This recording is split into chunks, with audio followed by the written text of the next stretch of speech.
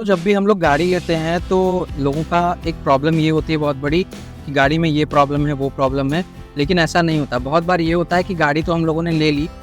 और जो दिक्कत होती है गाड़ी में वो सबसे ज़्यादा हम लोगों की खुद के द्वारा क्रिएट की गई दिक्कत होती है। तो आज ऐसे ही कुछ गाड़ियों की दिक्कत के बारे में डिस्कस करेंगे कि कौन कौन सी ऐसी प्रॉब्लम्स है जबकि कोई एक आदमी नई गाड़ी लेता है तो उसे उन दिक्कतों से बचना चाहिए जिससे कि उनका जो मोटा खर्चा है वो आने से रुक सके। तो सबसे पहले यहाँ पे जो दोस्तों प्रॉब्लम आती है वो आती है लोगों की कि गाड़ी को कवर करके नहीं रखते हैं। मेरा खुद का एक्सपीरियंस है, अगर आप गाड़ी को कवर करके रखते हैं, लॉन्ग ड्यूरेशन तक कवर करते हैं, तो वहाँ पे ये होता है कि गाड़ी का जो पेंट है वो काफ़ी ज़्यादा प्रोटेक्टेड रहता है। दूसरी सबसे बड़ी चीज़ ये है कि गाड़ी के ऊपर जो बर्ड ड्रॉपिंग्स होती हैं वो बिल्कुल नहीं होती, और बर्ड ड्रॉपिंग्स होने की वजह से गाड़ी का पेंट ख़राब होता है। डायरेक्ट सनलाइट पड़ने की वजह से गाड़ी का जो पेंट है वो डल पड़ता है। मेरे यहाँ पे इस समय 2 गाड़ी है, एक जिसमें बैठा हूँ, एक दूसरी घर पे। दोनों में अंतर क्या है कि एक बाहर पार्क रहती है और एक घर में पार्क रहती है। तो जो घर में पार्क रहती है जिस पे प्रॉपर कवर पड़ा रहता है, 3 साल के बाद भी वो अभी भी बिल्कुल नई जैसी है, और दूसरी वाली उससे ज़्यादा नहीं है लेकिन स्टिल वो ख़राब लगती है। तो दोस्तों मेक श्योर कीजिए कि जब भी आप गाड़ी लीजिए या गाड़ी की टेक केयर करें, उसके पेंट और प्रोटेक्शन के लिए उस पर कवर लगा करके ज़रूर रखिए, क्योंकि कवर से सिर्फ ऐसा नहीं कि गाड़ी आपकी सुरक्षित रहेगी, बल्कि सालों साल ऐसा लगेगा कि गाड़ी बिल्कुल नहीं है। इसके बाद दूसरे नंबर की बात करें तो आजकल जितनी भी गाड़ियां हैं उनमें सस्पेंशन बहुत अच्छा आ रहा है। फिर भी लोग गलती क्या करते हैं कि जब गाड़ी चलाते हैं गड्ढा आता है तो उसमें जानबूझ करके गाड़ी को कुदा देते हैं। यदि गाड़ी एक बार उनकी कूद गई फिर क्या होता है, सस्पेंशन पे वियर एंड टियर पड़ता है, जिसकी वजह से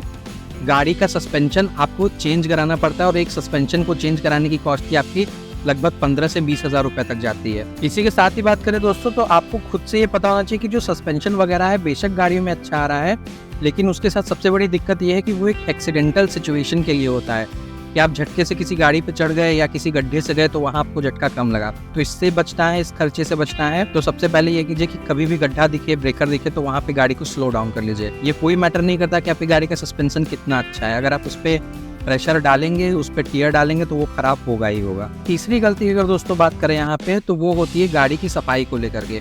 लोग अपनी गाड़ी को अंदर से साफ करते हैं, ऊपर से पानी से धुलवा लेते हैं, लेकिन एक बहुत बड़ी दिक्कत होती है जो गाड़ी का मडगार्ड है या जो गाड़ी के नीचे की प्लेट्स वगैरह हैं उसको लोग नहीं साफ कराते हैं। रीज़न क्या है कि पैसे ज़्यादा लगेंगे उसे साफ कराने में, लेकिन मेरा सजेशन ये है कि हर 2 से 3 महीने पे आपको गाड़ी को अंदर से यानी नीचे की तरफ से भी डीप क्लीन करानी चाहिए,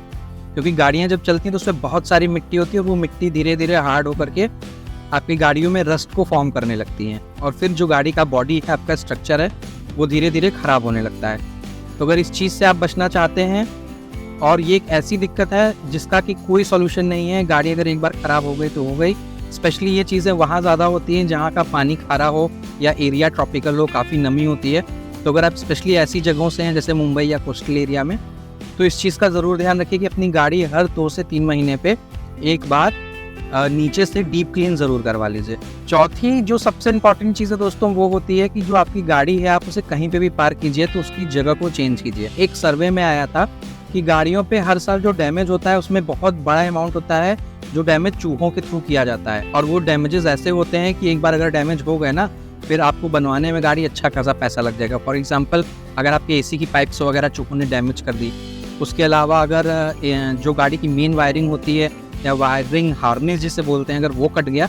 तो फिर आपका लंबा खर्चा जाने वाला है वहाँ पे। तो मेक श्योर गाड़ी को आप समय समय पे एंटी रैट रेपेलेंट का यूज़ कीजिए, या तो फिर जो उसकी पार्किंग है उसको चेंज कीजिए जिससे कि जो चूहे हों वो कंफ्यूज हो जाए, और ये तरीका लिटरली वर्क करता है। आप गाड़ी कभी भी एक जगह पे पार्क मत कीजिए। 5वीं और सबसे मोस्ट इंपॉर्टेंट चीज़ है जो जिसको कि सबसे ज़्यादा लापरवाही से लोग करते हैं, वो होती है गाड़ियों के टायर को इंटरचेंजेबल ना करना, यानी कि जो क्रॉस चेंजिंग होती है गाड़ी के टायरों की, लोग उसे नहीं करते। होता क्या है, गाड़ी के किसी एक टायर पे प्रेशर ज़्यादा पड़ता है या किसी 2 पे प्रेशर पड़ता है, वो जल्दी जल्दी ख़त्म होना शुरू होता है, और इस केस में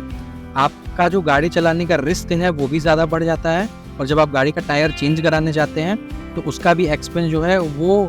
2-3 गुना होकर के आपके ही ऊपर आता है। और टायर चेंज कराने के बाद आप अलाइनमेंट ज़रूर करवाइए, स्पेशली तब जब गाड़ी आपकी गड्ढे में कूदे या टायर आप चेंज करा रहे हो, क्योंकि ये भी बहुत इंपॉर्टेंट है एक स्मूथ राइड को परफॉर्म करने के लिए। उम्मीद है दोस्तों ये वीडियो आप लोगों को पसंद आई होगी। ऐसे ही और इंटरेस्टिंग वीडियो के लिए चैनल को सब्सक्राइब कर लीजिएगा,